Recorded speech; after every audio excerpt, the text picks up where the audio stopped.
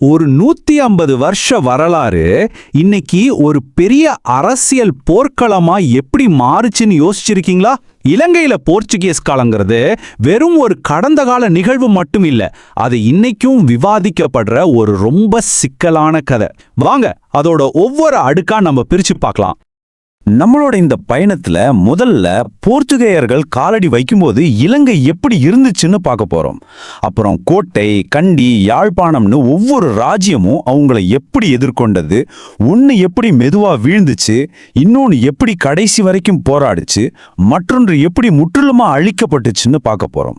கடைசியா இந்த 400 வருஷ பழமையான கதை ஏன் இன்னைக்கும் ஒரு சூடான விவாத பொருளா இருக்குன்னு ஆராய போறோம்.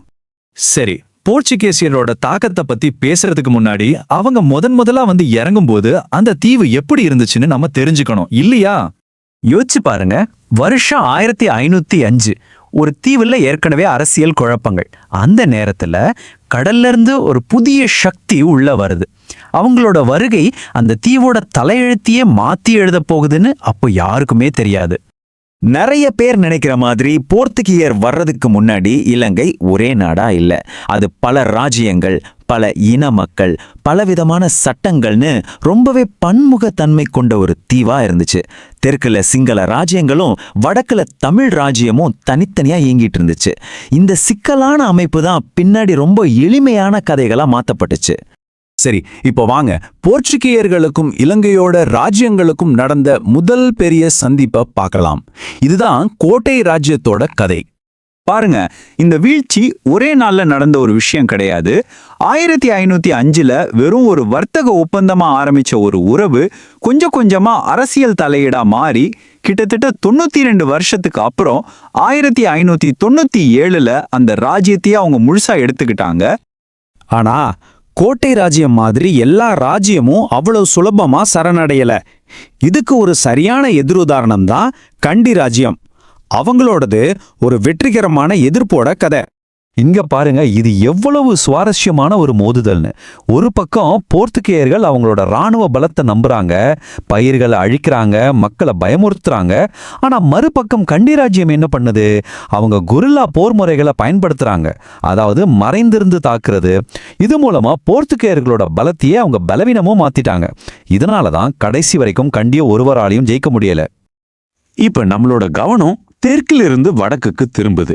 யாழ்ப்பாண ராஜ்யத்தோட கதைக்கு வருவோம். இதோட முடிவு ரொம்பவே சோகமானது. ஒரு நீண்ட ரத்தம் தோய்ந்த முடிவு. யாழ்ப்பாணத்தோட வீழ்ச்சி கிட்டத்தட்ட 60 வருஷம் நீடிச்ச ஒரு போராட்டம். முதல்ல 1560 ஒரு படையெடுப்பு நடக்குது. ஆனா மக்கள் கிளர்ச்சியால அது தோல்வியில முடியுது. ஆனா அவங்க சும்மா விடல. 1591 மறுபடியும் வர்றாங்க. இந்த முறை மன்னனையே பிடிச்சு கொன்னு அவரோட தலைய ஈட்டியில குத்தி எல்லாரும் பார்க்குற மாதிரி வைக்கிறாங்க. எவ்வளவு கொடூரமான செயல் பாருங்க.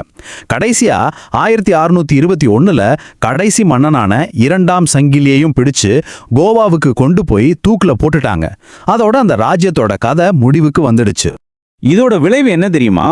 அந்த ஒரே ஒரு நிகழ்வு, அதாவது கடைசி மன்னனோட மரணம், இலங்கையில கிட்டத்தட்ட 300 வருஷமா நீடிச்ச ஒரு பெரிய தமிழ் வம்சத்தோட ஆட்சியை முடிவுக்கு கொண்டு வந்துருச்சு. 300 வருஷம் நினைச்சு பாருங்க. சரி, இதெல்லாம் நடந்து முடிஞ்ச வரலாறு தானேன்னு நீங்க நினைக்கலாம். ஆனா இங்கதான் முக்கியமான ஒரு கேள்வி வருது. 400 வருஷத்துக்கு முன்னாடி நடந்த இந்த விஷயங்கள்லாம் ஏன் இன்னைக்கும் இவ்ளோ பெரிய விவாதத்தை உருவாக்குது? நம்மளோட இந்த அலசலோட கடைசி பகுதிக்கு வந்திருக்கோம். இப்போ நம்ம பார்க்க போறது, வரலாறுங்கிறது நம்ம நினைக்கிற மாதிரி ஒரு நேர்கோட்டுல போறதில்ல. அது ரொம்பவே சிக்கலானது. அந்த காலத்துல மத இன எல்லைகள்லாம் இன்னைக்கு இருக்கிற மாதிரி அவ்வளவு இறுக்கமா இல்ல. உதாரணத்துக்கு, ஒரு சிங்கள ராஜ்யம் இன்னொரு தமிழ் ராஜ்யத்தை ஜெயிச்சிருக்கு. ஆச்சரியமா இல்லையா? அதே மாதிரி கோட்டைங்கிற சிங்கள ராஜ்யத்தோட அரசவை மொழியில தமிழும் ஒன்னா இருந்திருக்கு. இன்னும் சொல்லப்போனா கண்டிய கடைசியா ஆண்ட நாயக்க மன்னர்கள் இந்துக்கள். ஆனா அவங்க பௌத்த மதத்தை ரொம்ப பாதுகாத்தாங்க. கடைசியா 1815 கண்டிய ஒப்பந்தத்துல பல சிங்கள தலைவர்களே தமிழ்ல தான் கையெழுத்து போட்டிருக்காங்க. இந்த உண்மைகள்லாம் இன்னைக்கு சொல்லப்படுற பல எளிமையான கதைகளை கேள்விக்குள்ளாக்குது இல்லையா?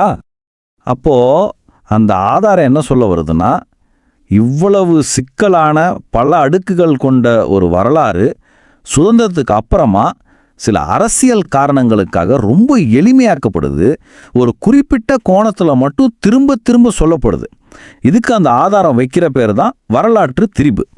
அப்படியே அந்த ஆதாரத்தோட இறுதிவாதத்துக்கு வருவோம். ஆசிரியர் என்ன சொல்றாருன்னா, இப்படி வரலாற்றை திரிச்சு சொல்றது மூலமா நிகழ்காலத்துல நடக்கிற ஒடுக்குமுறையையும் ஒரு குறிப்பிட்ட இனத்தை ஓரங்கட்டுறதையும் நியாயப்படுத்த சிலர் முயற்சி செய்றாங்க. கடந்த காலத்தை நாம எப்படி பார்க்கறோங்கிறது நம்ம நிகழ்காலத்தை எப்படி பாதிக்குதுன்னு யோசிக்க வைக்கிற ஒரு முக்கியமான வரி இது.